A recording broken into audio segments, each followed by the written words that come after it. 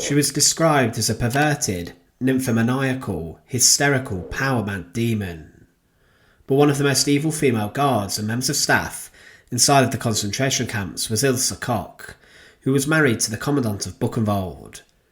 Buchenwald would become a site which became infamous for its slaughter of inmates, many of whom were executed in different ways, including firing squads and on the gallows. But Ilse Koch would become a sadist within the concentration camp, and there are a huge number of allegations levelled against her, including that she even created furniture from the tattooed skin of inmates who she had ordered to go to their deaths.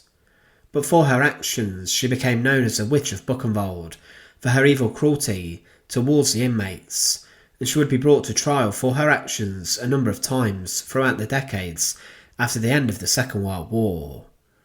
Join us today as we look at the life and crimes of Ilse Koch, and as always, to support our channel, please make sure to subscribe.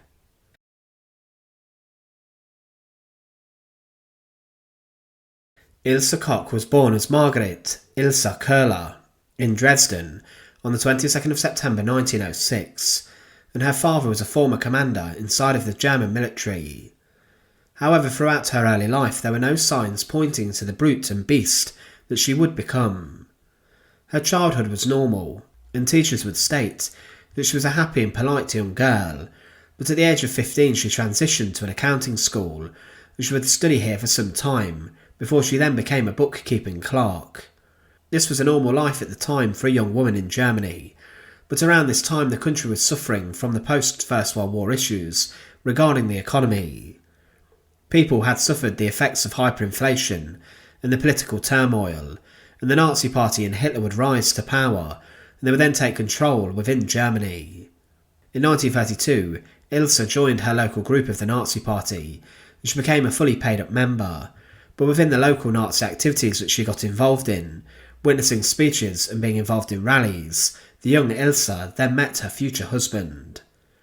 She was captivated by the ideology of Hitler, and he promised to sort out the problems that the Germans were suffering with following losing the Great War, and Hitler's speeches and rhetoric would galvanise the supporters of him, and Ilse Koch believed that the Nazis would restore Germany to greatness. But her husband, Karl Otto Koch, was a rather senior member in the local SS detachment in Dresden, but she would follow Karl into his work, and the Nazis would make accommodations for Ilse to live with him. Karl Otto Koch, to begin with, was posted to Sachsenhausen concentration camp near to Berlin, and he was then appointed as a commandant of the camp. Whilst here, Ilse would live inside of the camp, but her major crimes would emerge following the transfer of her boyfriend. But the pair were married in 1936, and with this, Karl Otto Koch, a trusted member of Heinrich Himmler's SS, would leave Sachsenhausen to take control of a new camp, and this was known as Buchenwald.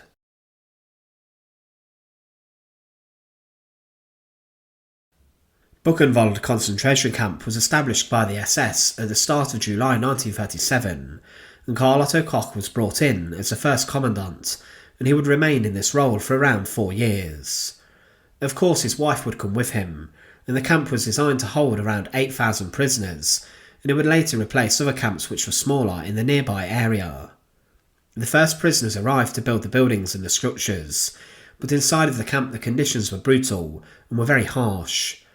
The prisoners were kept in a state of starvation, and they were there to conduct hard labour, and the majority of prisoners were suffering from disease, and they would be exterminated through the labour they were doing. Also inside of the camp were many examples of human experimentation, and prisoners were executed on the firing range by shooting, and also on gallows around the camp. But others would be sent to extermination centres. There were other brutal guards there, for example Walter Gerhard Martin Sommer, who was known as a hangman, who would hang priests and other inmates from the forests, and would also crucify 2 priests upside down.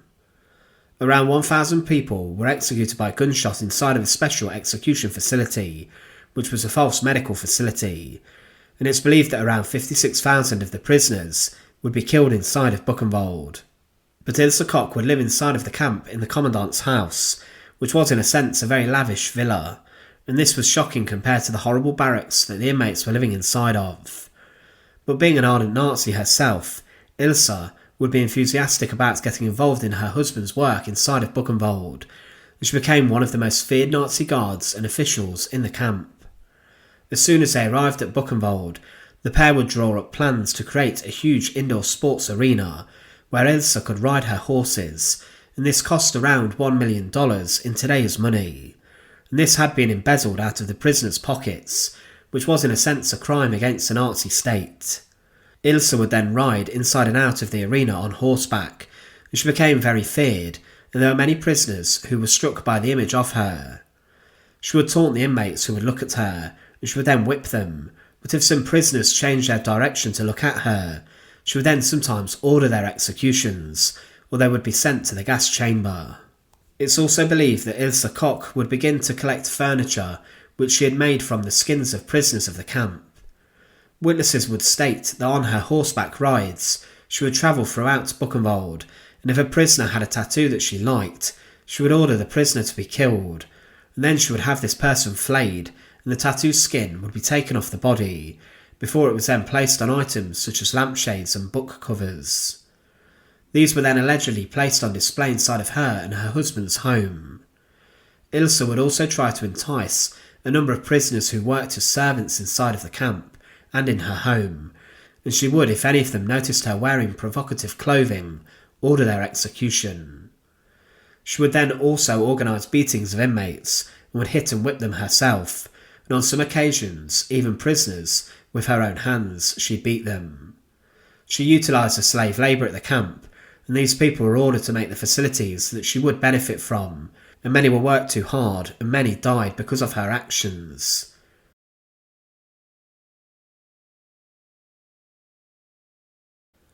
Ilse Koch and her husband would be arrested on the 24th of August 1943, inside of the camp they oversaw, and their reign of terror over Buchenwald would bring them into suspicion, and even the SS would question their running of the camp. Although the Nazis would slaughter millions of prisoners, they found the methods used by Ilse and her husband to be too far, and they believed they were bringing the SS into disrepute. It was believed that Ilse's husband had ordered the execution of a prisoner orderly who diagnosed and treated him for syphilis, so his wife would not find out, but Ilse Koch also was known to have had many affairs with a number of SS men and others whilst at the camp. The pair were apprehended, and Karl was accused of embezzlement and concealing of funds and goods in an amount of at least 200,000 Reichmarks, and premeditated murder of 3 prisoners. Ilse Koch was charged with habitual receiving of stolen goods and taking for her benefit at least 25,000 Reichmarks. Ilse would be acquitted, but her husband would be found guilty, and he was then taken back to Buchenwald, the very camp he oversaw, where he would be held and then executed days before the camp was liberated. But after her trial, Ilse was released following being held in a Gestapo prison for 16 months, and she then moved into a small flat in Ludwigsburg before she was then arrested in June 1945 by the Americans after a former prisoner of Buchenwald recognised her. But then Ilse Koch would be brought to trial alongside other defendants who were involved in committing crimes at Buchenwald. The defendants were tried by an American court at Dachau in 1947, and Ilse Koch was one of those prominent defendants. It was found that she had been involved in horrific crimes, and for this she was found guilty and was sentenced to life imprisonment. She was pregnant during this trial, but 2 years after her conviction, her sentence was reduced to 4 years, as it was said that there was no convincing evidence that she had selected inmates for extermination in order to secure tattooed skins, or that she possessed any articles made of human skin. The court said of these items that they could have been made from goat skin, but a general would state that, "I hold no sympathy for Ilse Koch. She was a woman of depraved character and ill repute. She had done many reprehensible and punishable undoubtedly things under German law. We were not trying her for those things, we were trying her as a war criminal on specific charges." She would be released early, and there was a huge outcry at this, and because of this Ilse Koch was then rearrested, and a second trial took place in 1950.